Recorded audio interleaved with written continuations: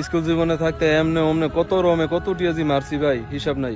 পরীক্ষাটা আইলে স্কুলের বেতন ফিটি মিলিয়ে 2000 টাকা হইতো, বাদ গিয়া কইতাম 3000 1000ই মাইরা দিতাম। কাহিনী এনি শেষ না, আসল কাহিনী তো হইতো ভাই স্কুলে যাওয়ার পর। স্কুলে গিয়ে ডাইরেক্ট হেড স্যারের অফিসে ঢুকে যেতাম, স্যার আমি তো গরিব, নিজে কাজ করে নিজের পড়ালেখা খরচ নিজে চালাই, 3 দিন রাজমিস্ত্রি কাজ করে বহুত কষ্টে স্যার 1000 টাকা ম্যানেজ করছি। এখন আমার 2000 টাকা বেতন, যদি 1000 টাকা কমা দিতেন তাহলে স্যার পরীক্ষাটা দিতে পারতাম।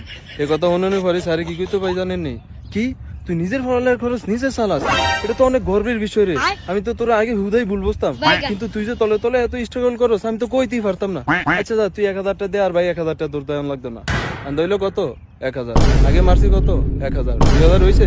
এরপরে তবে আরো টুকটাক মিলে গণিত প্রাইভেট পড়তাম, ইংরেজি প্রাইভেট পড়তাম, এটি 2-3টা বেতন মাইরা দিলে সবকিছু মিলে ভাই একটা ভালো অ্যামাউন্ট আয় পড়তো। 3-4 হাজার টাকার একটা ভালো অ্যামাউন্ট আয় পড়তো।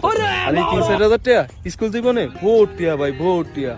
হাই রে কত সারে কত টিয়া কত রমেজি মারছি ভাই, প্রাইভেটের বেতন কুসিনের বেতন কত সারে টিয়া মাইরাজি ভাই গিয়ে গেছি ভাই, এটি তো কোনো হিসাবই নেই। একবার তো এক সারে বেতনের টিয়া মাইরা কক্সবাজার ঘুরতেই গেছিলাম গা।